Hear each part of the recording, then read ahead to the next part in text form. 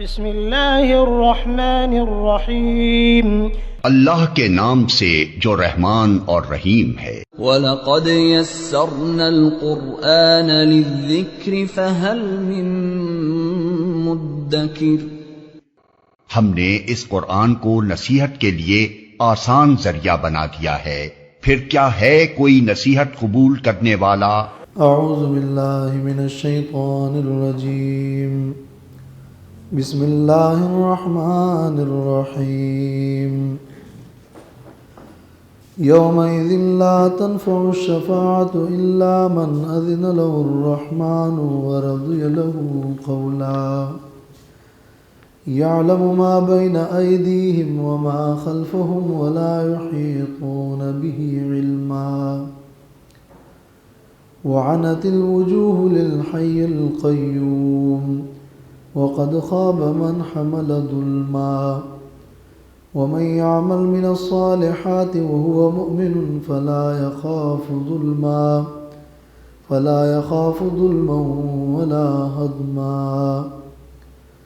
وكذلك أنزلناه قرآنا عربيا وصرفنا فيه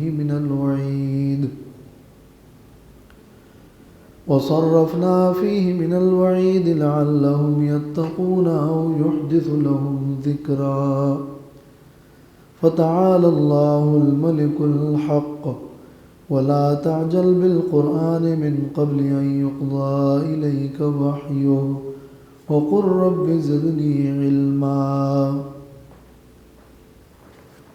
یہ سورۃ طٰہٰ کی آیت نمبر 109 ہے۔ اس سے پہلے کا مضمون یہی چل رہا تھا کہ قیامت کا دن ایک ہولناک دن ہے۔ جو کوئی اللہ کے کلام سے اعراض کرے گا قیامت کے دن اس کے لیے عذاب کا بوجھ ہوگا، اور ہمیشہ ہمیشہ کے لیے وہ عذاب کے بوجھ میں رہے گا، اور یہ کہ ایسے لوگوں کی آنکھیں نیلگوں ہوگی اور ان پر ہیبت طاری ہوگی، اور دنیا کی مدت انہیں قلیل محسوس ہو رہی ہوگی، اور پہاڑ اڑ رہے ہوں گے، اور زمین ایک ہموار میدان کی صورت میں ہوگی، اور آوازیں رحمان کے خوف سے دبی ہوئی ہوگی۔ تو اس دن کی بات ہے کہ یومئذ لا تنفع الشفاعۃ، اس دن نفع نہیں دے گی سفارش، الا من اذن له الرحمن۔ اس کے دو مطلب ہیں۔ اس دن سفارش نفع نہیں پہنچائے گی، مگر اس شخص کی سفارش نفع پہنچائے گی کہ جس کو رحمان نے اجازت دی ہو۔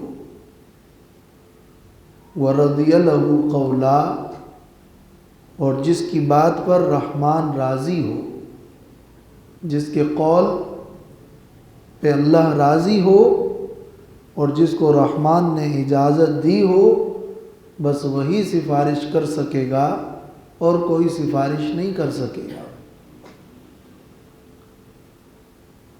اور اس مضمون کی آیات قرآن مجید میں موجود ہے۔ لا يتکلمون الا من اذن له الرحمن، بات نہیں کر سکیں گے مگر وہی لوگ جن کو رحمان نے اجازت دی ہوگی۔ من ذا الذی یشفع عنده الا باذنہ، کون ہے جو رحمان کے ہاں، جو اللہ کے ہاں سفارش کرے مگر اس کی اجازت سے؟ تو سفارش کرنے والے شفعاء تب شفاعت کر سکیں گے جب اس کی اجازت ہوگی۔ اس جملے کا دوسرا معنی یہ کہ اس دن نفع نہیں پہنچائے گی سفارش اور شفاعت الا من اذن له الرحمن، یعنی الا لمن اذن له الرحمن، کسی کو بھی شفاعت کا فائدہ نہیں ہوگا مگر اس کو فائدہ ہوگا جس کے بارے میں رحمان نے اجازت دی ہوگی، اور جس کی بات پر اور جس کے قول پر اور جس کے قول توحید پر اللہ راضی ہوگا۔ یعنی یہ شفاعت اسی کے لیے فائدہ مند ہے جو کہ توحید کا قائل ہو اور جس کا عقیدہ لا الہ الا اللہ موجود ہو۔ کافر کے لیے کوئی شفاعت نہیں ہے، اور اس کے لیے ہی ہے کہ جس کے بارے میں اجازت دی جائے۔ اور اس معنی کی تائید بھی قرآن مجید کی آیات سے ہوتی ہے۔ سورۃ الانبیاء کی آیت نمبر 28 میں اللہ تبارک و تعالی نے فرمایا وَلَا يَشْفَعُونَ إِلَّا لِمَنِ ارْتَضَىٰ، شفاعت نہیں کریں گے مگر ان کے لیے جن پہ اللہ راضی ہو، جنہیں اللہ پسند کرے۔ اور اسی طرح سورۃ النجم کی آیت نمبر 26 میں بھی ہے کہ لا تغنی شفاعتہم شیئا الا من بعد ان یأذن اللہ لمن یشاء ویرضی۔ تو من اذن لہ الرحمن یعنی لمن ارتضی اور لمن یشاء ویرضی۔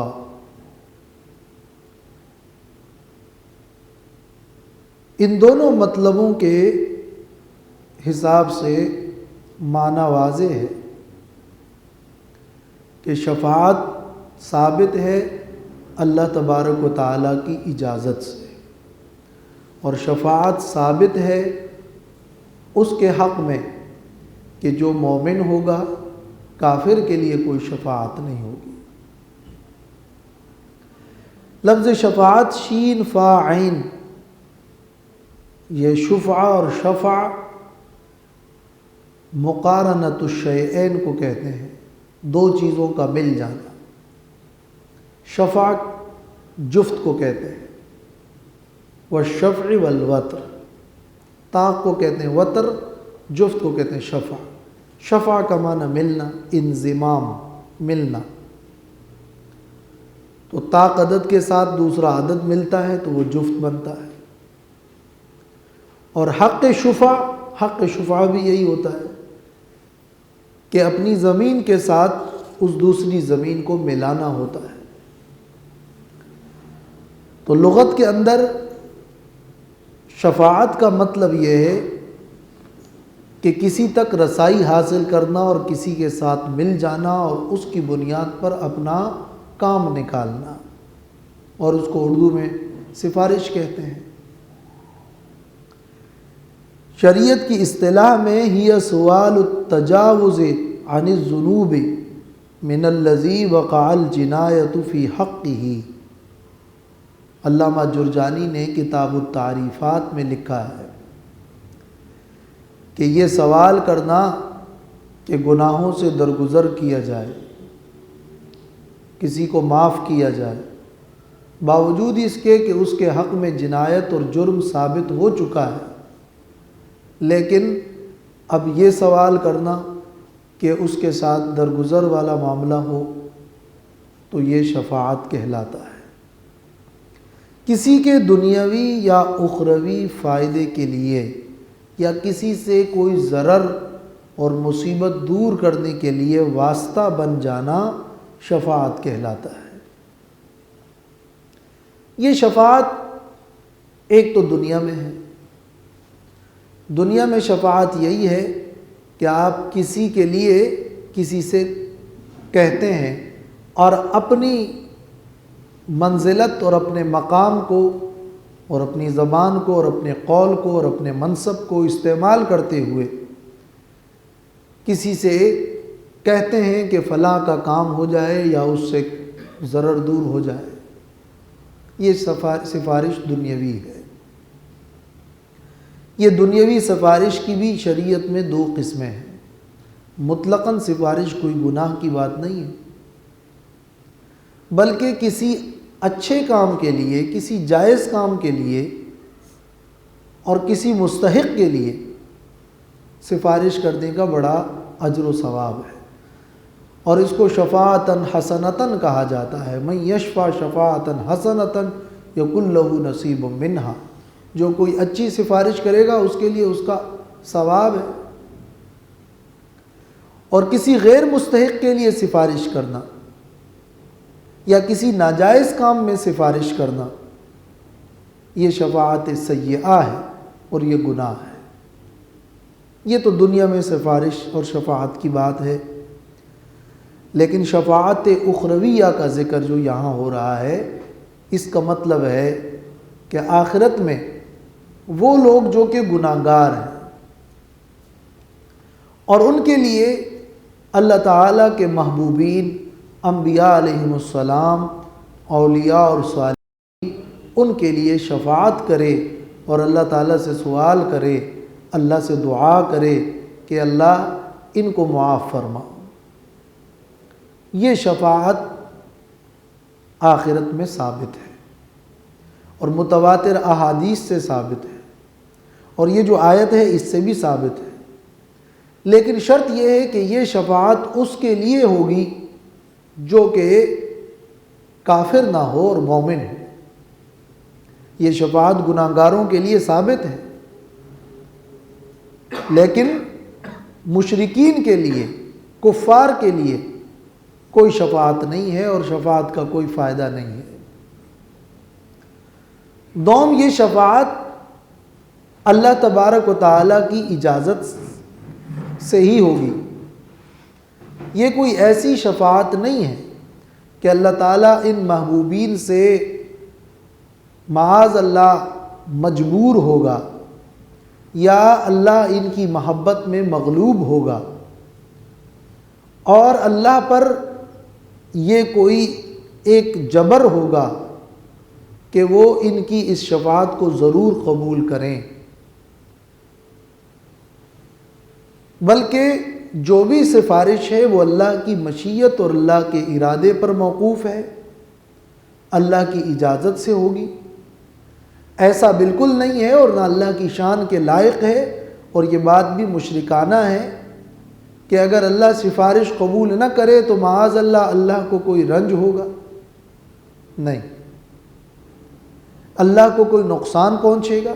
نہیں، ایسا نہیں ہے۔ لیکن اللہ نے اپنے کچھ محبوبین کو یہ مقام عطا فرمایا ہے، اپنے انبیاء کو اور اپنے صالحین کو یہ عزت بخشی ہے کہ تمہارا ایک مقام ہے، تمہیں میں نے عزت دی ہے، تم مجھ سے مانگو ان فلاں فلاں فلاں گناہگاروں کے بارے میں، شفاعت کرو، مانگو، میں عطا کروں گا۔ اس کا مقصد اللہ تبارک و تعالیٰ کی رحمت کا مظہر بھی ہے، اور اس کا مقصد ان نیک لوگوں کی اور انبیاء اور اولیاء کے مقام اور مرتبے کو ثابت کرنا اور ان کی عزت افزائی بھی ہے۔ لہٰذا ایک شفاعت ہے کہ کوئی اللہ پر معاذ اللہ غالب ہے یا کسی سے اللہ مجبور ہے، اس کی وجاہت اتنی ہے کہ اللہ اس کی بات ٹال ہی نہیں سکتا اور اس پر قادر نہیں ہے، یا اللہ کسی کی محبت میں اتنا گرفتار ہے کہ معاذ اللہ وہ مغلوب ہو گیا۔ ایسی باتیں مشرکانہ ہیں۔ شفاعت بالاذن ثابت ہے، شفاعت اجازت سے ثابت ہے، اور شفاعت مومن کے لیے ثابت ہے، کافر کے لیے اور مشرک کے لیے ثابت نہیں ہے۔ بس یہ دو قیودات ذہن میں رہے۔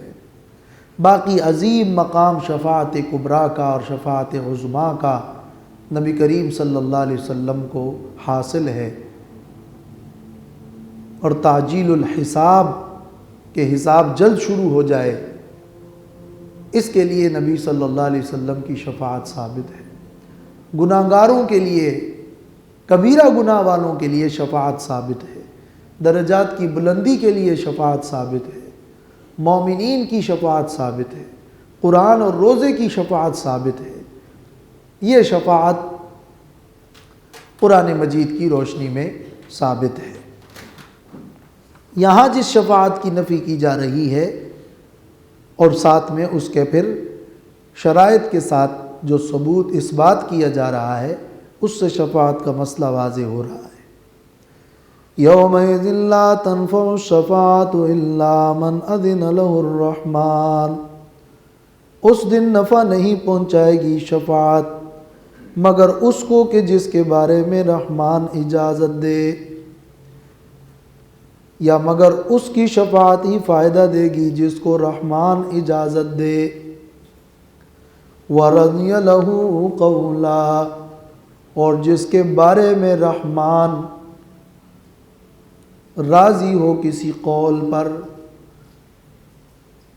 شافعین اور سفارش کرنے والوں کے کسی قول پر اس کے حق میں رحمان راضی ہو،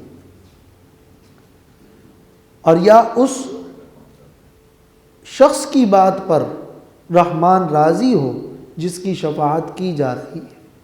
اس کی بات پر راضی ہو کا یہ معنی ہے کہ اس کے قول توحید اور لا الہ الا اللہ پر راضی ہو، ورنہ اگر قول توحید نہیں ہوگا تو اس کے حق میں شفاعت نہیں ہوگی۔ یعلم ما بین ایدیہم وما خلفہم، جانتا ہے اللہ وہ کچھ جو ان کے آگے ہیں، وما خلفہم، اور جو ان کے پیچھے ہے۔ آگے ہے اور پیچھے ہے یعنی اللہ کا علم کلی ہے، دنیا کے معاملات کو بھی جانتا ہے اور آخرت کے معاملات کو بھی جانتا ہے۔ شفاعت کا حق اللہ نے اپنی اجازت سے جس کو عطا کیا، تو ہم نے بتایا کہ یہ اللہ کی رحمت کا مظہر ہے اور ان کی اس شفاعت کو اللہ قبول فرمائے گا۔ یعلم ما بین ایدیہم، اس آیت کا ماقبل سے ربط یہ ہے کہ اللہ کا علم کامل اور مکمل ہے، اور وہ اللہ ہی جانتا ہے کہ کس میں شفاعت کی قابلیت ہے اور کس میں شفاعت کی قابلیت نہیں ہے، اور وہ اللہ ہی شفعاء کی حالت کو بھی جانتا ہے اور مشفوعین کی حالت کو بھی جانتا ہے۔ اس لیے اللہ نے اس میں رحمان کی اجازت کو شرط قرار دیا کہ رحمان کی اجازت سے ہی شفاعت قبول ہوگی۔ وَلَا يُحِيطُونَ بِهِ عِلْمًا، اور احاطہ نہیں کر سکتے یہ لوگ بِهِ اس پر علمًا، علم کی جہت سے۔ اس کو علم نحو میں تمیز کہتے ہیں، علما، اور بِهِ میں جو ہی ضمیر ہے اس کا جو مرجع ہے وہ یہ ما بین ایدیہم وما خلفہم میں جو ما ہے، اس ما کی طرف یہ راجع ہے۔ آگے اور پیچھے دنیا اور آخرت کے ظاہر اور باطن کے حالات کو اللہ جانتا ہے، اور ان حالات پر احاطہ کوئی دوسرا نہیں کر سکتا۔ علم محیط اللہ کے ساتھ خاص ہے۔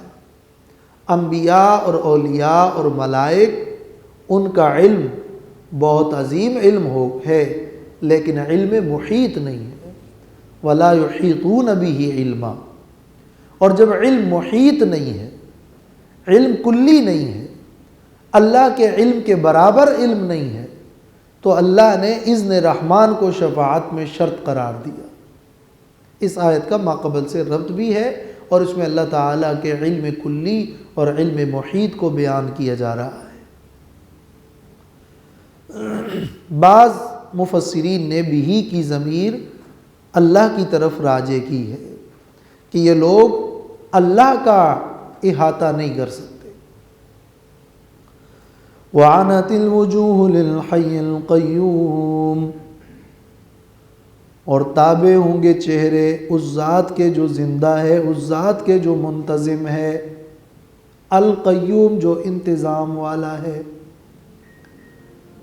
عنت الوجوہ، عنا یعنو کا معنی ہے تابع ہونا، عانی کہتے ہیں اسیر کو، قیدی کو، تو عنت کا معنی ساکن ہو جانا، خشوع کرنا، ڈر جانا اور تابع ہونا۔ اور وجوہ سے مراد چہرے، تو چہروں سے مراد اصل میں مکلفین ہیں، وہ لوگ جو کہ چہروں والے ہیں، جو سردار لوگ ہیں اور جو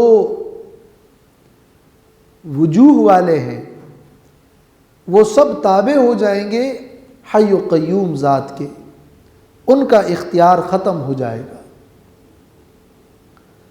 اور حی اور قیوم، حی وہ اللہ کی صفت میں وہ ذات جو ہمیشہ سے زندہ تھی، زندہ ہے اور زندہ رہے گی، اور اس کو زندگی کسی نے عطا نہیں کی، اور اللہ کی حیات مخلوق کی حیات کی طرح نہیں ہے۔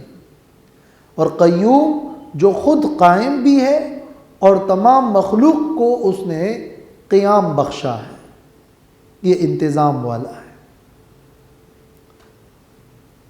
بعض احادیث میں یہ بات ثابت ہے کہ اللہ تعالیٰ کے بعض نام ہے جو اسم اعظم ہے، ایسے عظیم نام ہے کہ جس کے ذریعے کوئی اللہ سے دعا کرتا ہے اور دعا مانگتا ہے تو اللہ اس کی دعا کو قبول کرتا ہے۔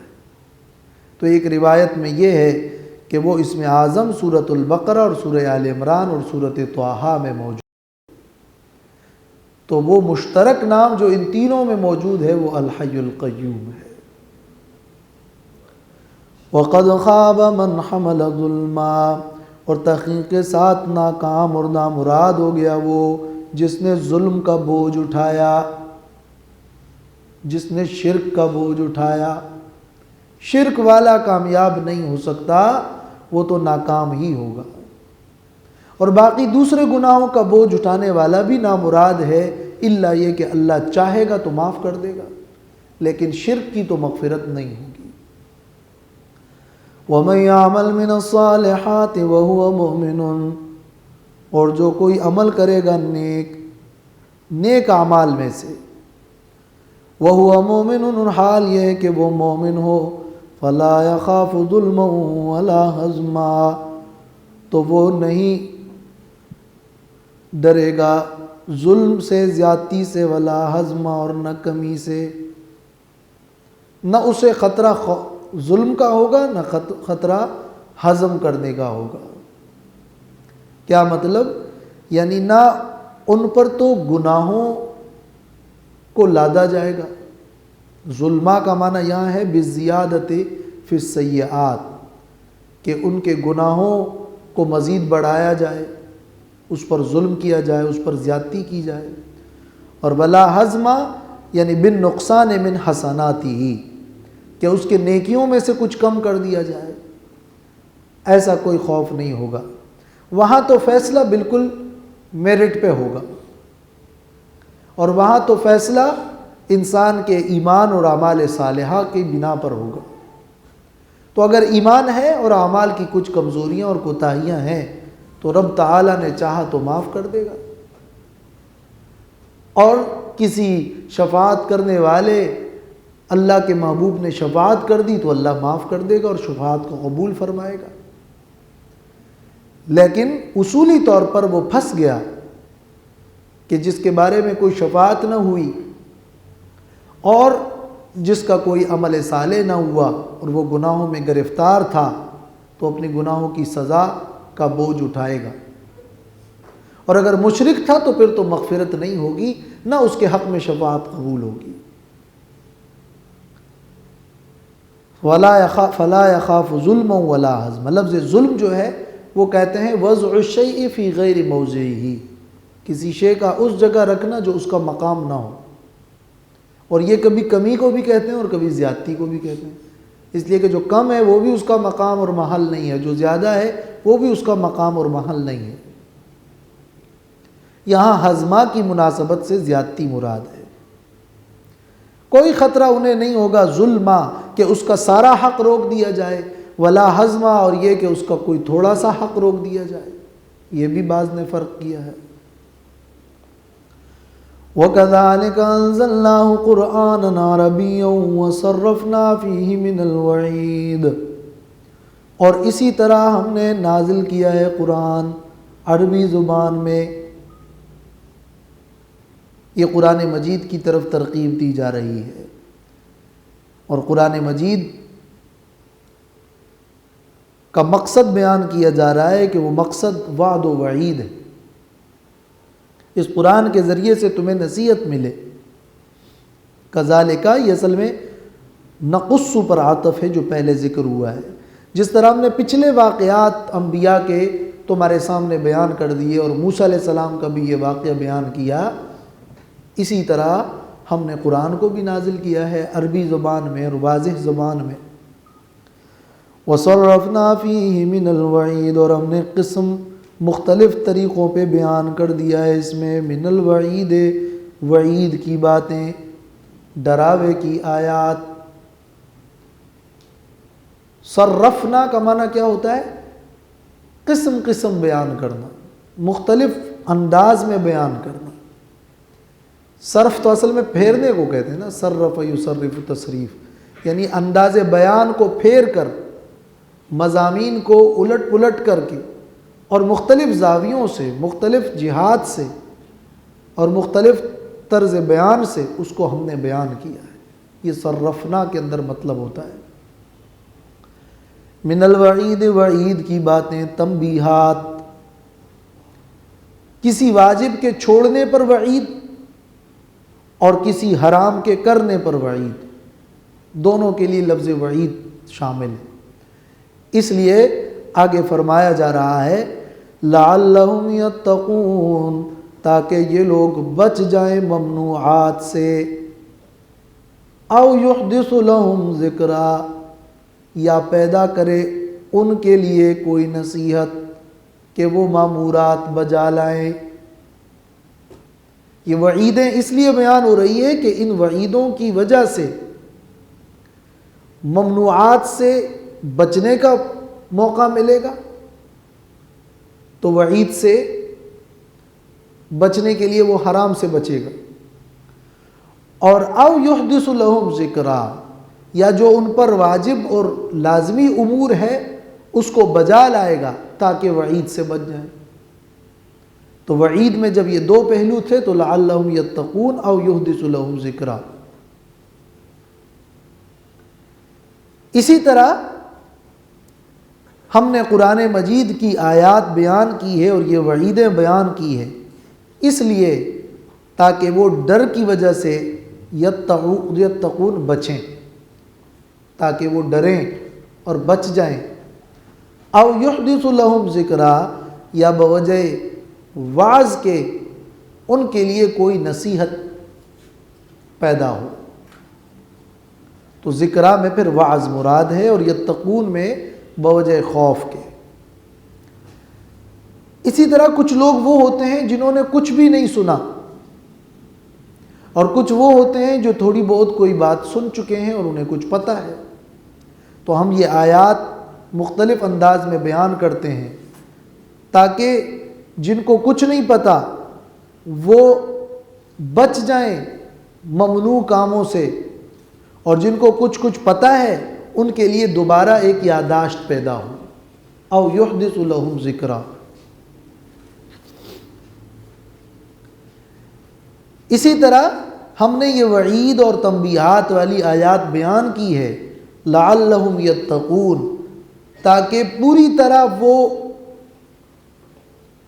گناہ کے کام سے، گمراہی سے، بد اخلاقی سے، رذائل سے پوری طرح بچ جائیں۔ اور اگر پوری طرح نہ بھی بچیں تو کچھ نہ کچھ نصیحت کے آثار تو ان میں پیدا ہو جائیں گے، کوئی نہ کوئی فائدہ تو ہوگا۔ تو یہ جو دو فائدے یہاں ذکر ہو رہے ہیں، یہ اصل میں اس کو کہتے ہیں منطق کی زبان میں یہ مانعات الخلو ہے، یعنی کوئی نہ کوئی فائدہ ان دو میں سے ہوگا۔ دونوں فائدے بھی ہو سکتے ہیں لیکن دونوں میں سے کوئی نہ کوئی فائدہ ہوگا، ان دو سے خالی نہیں ہے۔ فتعالی اللہ الملک الحق، پس بلند ہے وہ اللہ جو بادشاہ ہے۔ یہ قرآن مجید کی طرف ترغیب دینے کے بعد اب یہ توحید کا موضوع ہے اور اللہ تبارک و تعالیٰ کی صفات بیان کی جا رہی ہے، جو حقیقت میں اللہ کے قرآن کا مقصد ہے کہ لوگوں کو یہ بات سمجھ میں آ جائیں کہ اللہ تبارک و تعالیٰ کی ذات عالی شان ہے اور وہی بادشاہ ہے اسی کا حکم چلتا ہے اور وہ حق ہے. وہ حق ہے کا یہ معنی ہے کہ وہ اللہ کی ذات اور اللہ کی صفات ثابت ہے. اور حق کا یہ معنی ہے کہ اللہ کی بادشاہی کا اللہ کی بادشاہی کا حق ہے. اللہ کو بادشاہی کا حق ہے. یہ حق کا دوسرا مطلب ہے. اللہ حق ہے یعنی اللہ کی ذات و صفات ثابت ہے. اللہ حق ہے یعنی اللہ کے لیے بادشاہی حق ہے.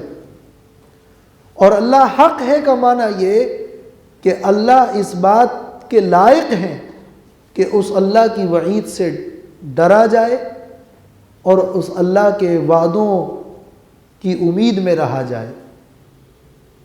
تو الحق یعنی الحقیق بأن یرجا وعدہ ویخشى وعیدہ.